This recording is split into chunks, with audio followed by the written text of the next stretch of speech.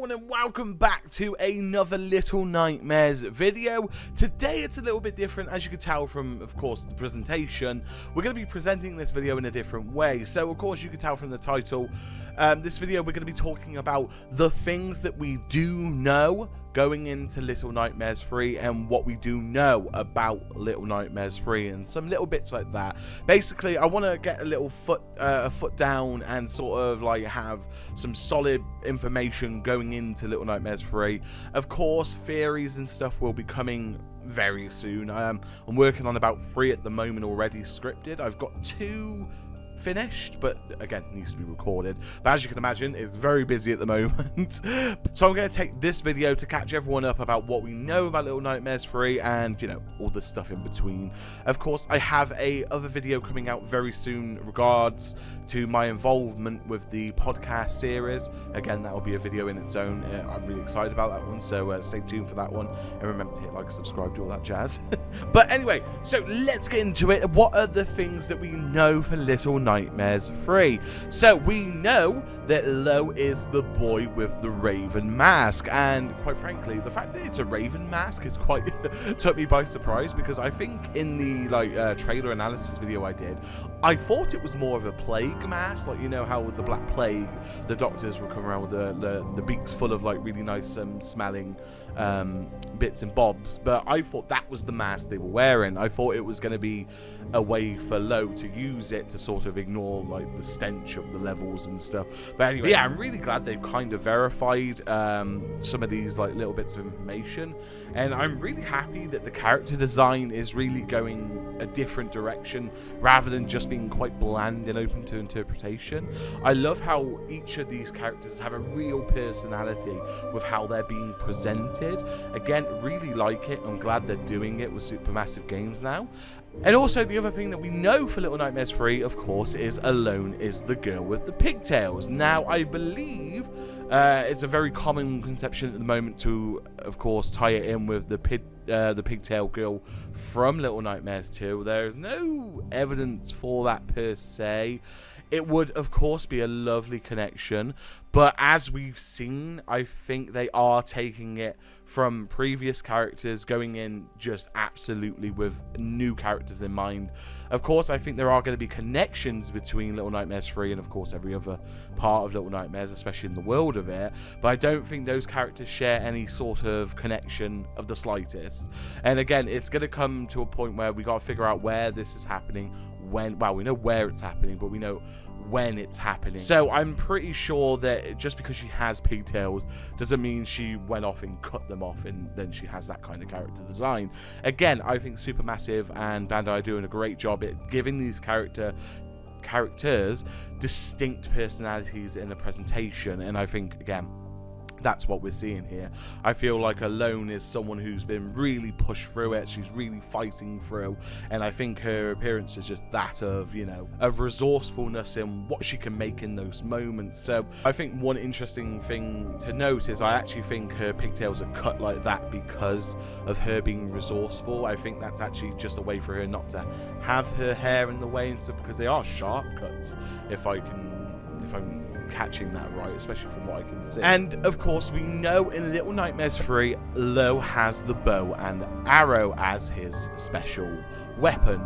Although Wayne did say in a statement they like to think of them more as tools rather than weapons, and I suppose that's, yeah, I totally agree, because again, giving them weapons makes them more in control of the scenes in the world of Little Nightmares, and we know, as from very early days, they aren't. They are basically the bottom of the barrel. They are barely surviving in the world of Little Nightmares, and giving them weapons gives them that sort of chance to fight back.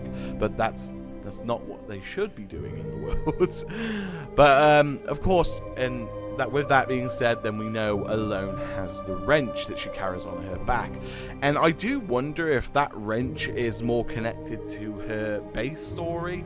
Like, I reckon either these two are connected through, maybe, I'm gonna make an assumption, and maybe like some sort of family connection, or they are just like Mono and Six fighting and surviving together. So, and of course, Alone has the wrench on her back, and that's something we definitely know going into Little Nightmares 3. I do believe there's a bit of footage going around at the moment that I believe journalists were shared, and I think what they're showing at the booth at Bandai at the moment and Supermassive Games. So I think, as we can see from it within there, we noticed that those tools don't hinder their ability to use certain puzzles and things like that, like we've seen with the umbrellas, for instance. They can still have that special tool on the back, but then they can also use these like special items like the umbrella and stuff. And of course, we know going into Little Nightmares 3 that Supermassive Games are the new studio that are carrying Little Nightmares. Now, we don't know how long they're going to be carrying Little Nightmares for. We don't know what kind of deal Bandai has with them in that regards. Maybe one day we'll get some information about that.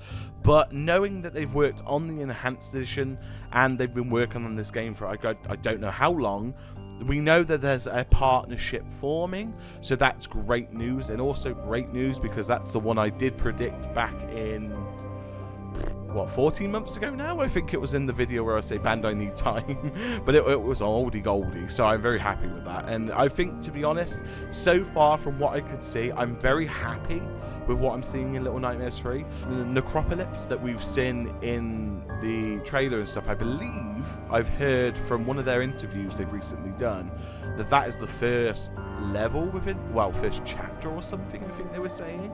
So I'm quite happy with that. Again, it's a little bit more yellow than we're used to. I mean, you know, Little Nightmares is always quite dull, cold and blue, and yeah, it gives you a little bit more warmth to level. But knowing that, of course, with the other screenshots that's going to change throughout the game, I'm much more comfortable with that. And I don't know about you. Let me know in the comments below what you think about that. And of course, we know that in the Little Nightmares 3 Steam store page, it shows us a lot more areas that we can see within the game. And again, going back on that, we can see areas like something like a circus, and some that kind of hint at the possibility of being back at the mall. Maybe that's where the linkage between the games are. Again, don't know for sure.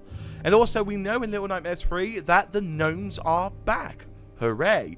I was actually hoping that the gnomes would still stay, because I was a bit worried that with the change of studio, that would probably be the things to go, and I was a little worried. But seeing that in the trailer, I am very happy. And we know in Little Nightmares 3, some of the enemies we're going to be seeing are the one-hand things in the vent. I don't know what they are actually called, but I don't know if that's a single entity or like a multiple of entities. But again, we know that is coming. It ain't got a name just yet, but we'll probably find it out soon. And we are also going to go up against Beetles and also the Giant Baby, which is of course called now the Monster Baby. Well, Monster Baby. It's not the Monster Baby, it's Monster Baby. And she is a baby girl, as they've described on the website and within certain interviews. And as I mentioned before, we know in Little Nightmares 3, the trailer takes place in the Necropolis. God, it's going to be hard saying that word over and over, I've got to say. Which in Greek means the city of the dead, which I believe gives us a little bit of a hint towards what's going on there. And I don't think it's good news for anyone, but we will have to, again, learn more in the future.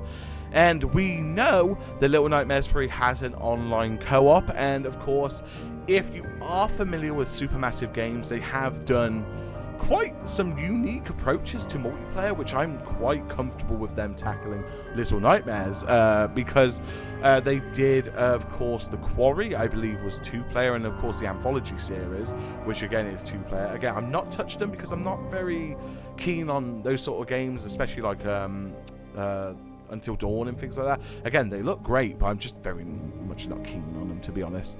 And we also know in Little Nightmares 3, again, I will reiterate, we know this is a fact because it's come from an interview, there is no couch co-op happening. I'm a little bit sad because, of course, couch co-op is, for me, very close to my heart. Yeah, let me know what you think about them removing couch co-op.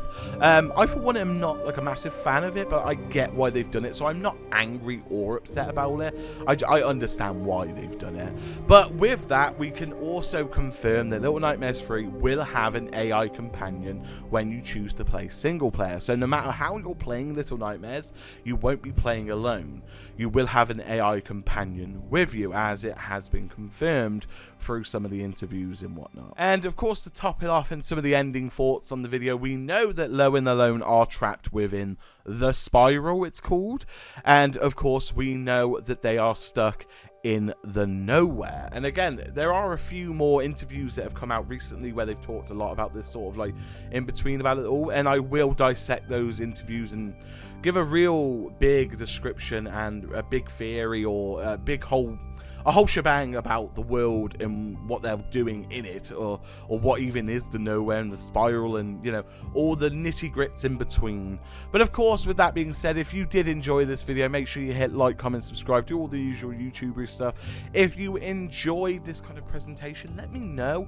I am trying to vary some content, so let me know if you did enjoy it. Again, I probably suck a lot because I look more at my notes than I do at the camera, so I do apologize. But of course, if you would like to add anything to the discussion, and of course, this video will get updated the more as time goes on. And just this one is the very first early stages of it.